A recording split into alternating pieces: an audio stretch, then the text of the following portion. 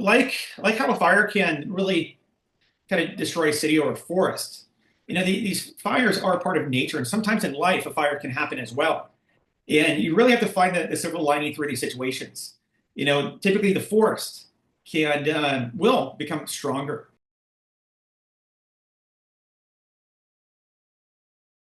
Accounting crypto means thousands of transactions, fluctuating prices, multiple wallets, exchanges, and bank accounts. One mistake means inaccurate reports, compliance risks, and wasted hours. CoinExBooks simplifies it all. Seamlessly import transactions, automate categorization, and get real-time insights. Fast, accurate, stress-free. CoinExBooks, your solution to the chaos. Hi everyone, welcome to Web3 Accountant Radio season. And today we have with us Chris, principal of Stoic Bookkeeper. I met Chris previously when he was working at Bitwave, and being an excellent BD person, he reached out, and I liked how he shared many things about the crypto journey. And now being a principal of Stoic Bookkeeper, I'm excited to bring his stories about how the LA fires have affected him, and being on the ground, beside living over there, the stories that he will share in this episode. Hi Chris. Wait, it's a pleasure to connect, and thank you so much for having me on your podcast. Been looking forward to this. Hi Chris, before we go into the story itself, can we hear a little bit about you, as in other than from me?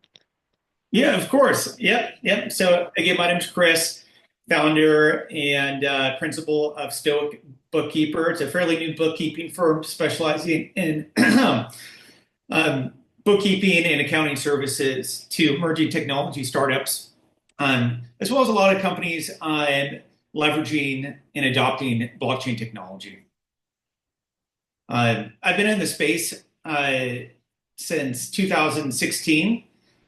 And professionally within Web3 in particular since November 2021. I have an MBA in finance, and definitely a curiosity and passion for accounting. And it's been quite the journey so far.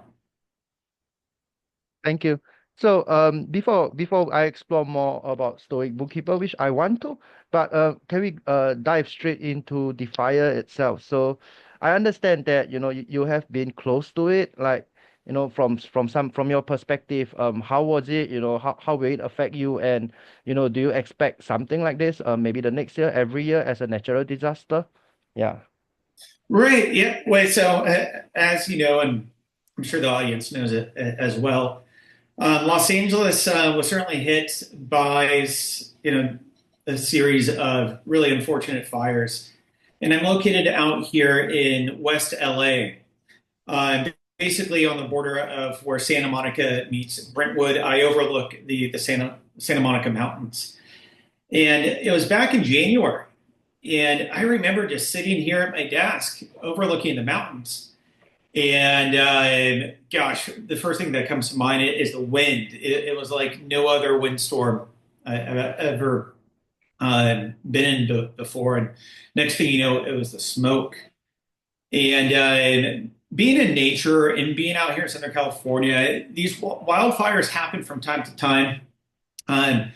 So I really didn't think much of it at that moment. But next thing you know, you hear about the reports coming in, and it was just devastating.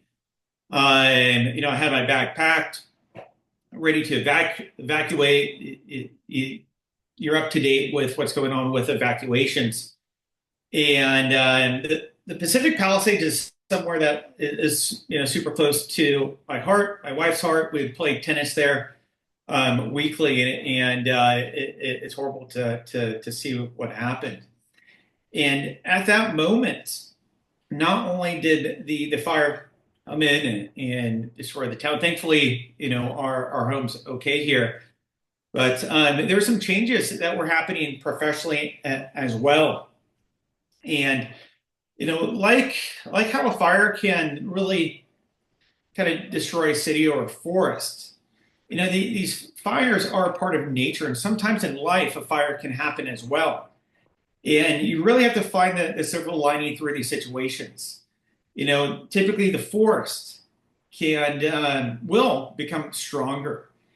And I'm trying to look at this opportunity here to launch a business in the midst of the chaos of what's happening in the city. As there's an allegory, there's a story of the phoenix rising from the ashes. So to put things into perspective, I really thought, you know what, this might be an opportunity to actually launch a business. And that's what I'm doing, to try and do my part, help businesses, help individuals that may or may not have been affected by the fire out here. And it's always been a dream of mine to really launch, most recently, an accounting firm. It all started a couple years ago. My wife, she owns a business. She's a pharmacist. The company's called RX Balance Solution LLC, and she was just running her books on TurboTax, a single member LLC. And it was just like, you know what? Let's move you to QuickBooks here, and working at Bitwave, building a network of CPAs, tax professionals, auditors, attorneys.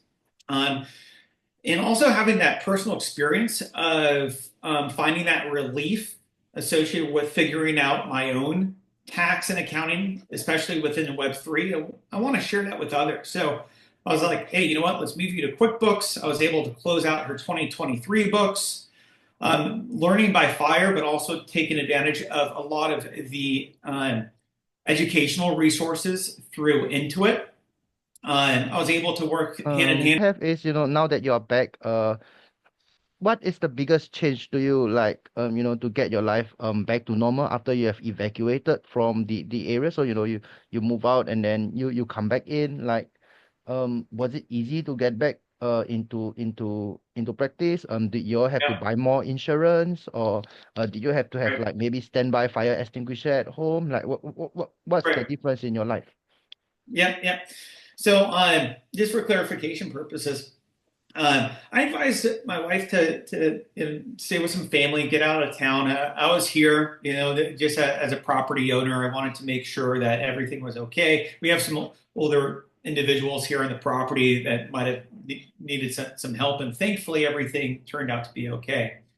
Oh, Um, they and allowed you to stay behind. It's not like you must go.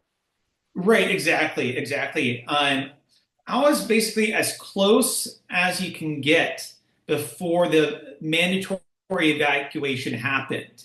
It happens in stages too. So, of course, when there's a mandatory evacuation, I would leave, ideally, a little bit beforehand, get those first responders in so they can do their job. And at the end of the day, there's more precious things in life than just, these books that you So see so here. for that few weeks, I believe the fumes will be very hard to smell. Yeah. Like things are burning and it's not fresh oxygen and everything. Right. Yeah. Yeah. We had to wear masks, Oh, and ended up buying a reverse osmosis water filtration as well. And just being careful. Like supposedly the water is okay, but I just wanted to be extra careful, so I got that, some filter for the shower and stuff. But when these natural disasters happen, or just challenges in life, like you want to find the silver lining. And there have been some situations out here that have created um, a sense of additional relief. For example, from my understanding, um, businesses and individuals have been granted um, automatic tax extensions. So, and this is just LA County. Um, so, the amount of funds that would be due April 15th have now been extended to the mid of October as well. So as a new business owner too, those additional funds helps with launching this business. And frankly, I'm going to be writing off certain expenses, scaling into developing revenue here and there, and that helps. There's certain zip codes where property tax has also been um, extended as well. Um, and then for certain areas where many of the buildings and businesses and homes have been totally demolished too, there's various business loans that are available to help companies get launched and stuff.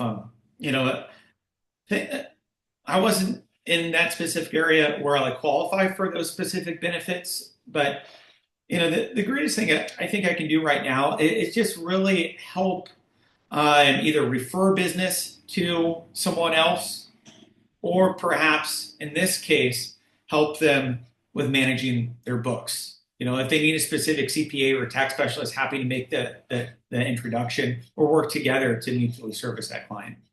No, I think definitely what you mentioned, there's a shortage of accountants today. And the other one is that having good finance give owners the peace of mind to do what they should be doing instead of, having the finance in a mess. And it's very inspiring to hear from you, like the stories that you share about how, the business loans or the taxes. Like from Singapore itself, I come from a small country compared to yours. I would never expect that, like policy changes in a big country can move so fast. Usually I would think, I would need to go through many layers of voting, but to hear from you that, everything is the support network is in place, delayed taxes, business loans. Yeah, it sounds like yeah, this is quite an interesting process. Yeah. So before we end today, Chris, do you have anything you want to give a shout out to people? And I look forward to following your journey with a Stoic Bookkeeper. Yeah, well, wait, like again, couldn't be more thankful to have yourself as a good strategic partner. Just a shout out to the Web3 community. Over the past 3.5 years working at Bitwave, it's been a wonderful experience. And it's great to be able to leverage experience in the network to propel this new company forward. I succeed by helping others succeed too. And everyone who's listening, you know who you are. It's great to work together. And there's a lot of work that needs to be done too.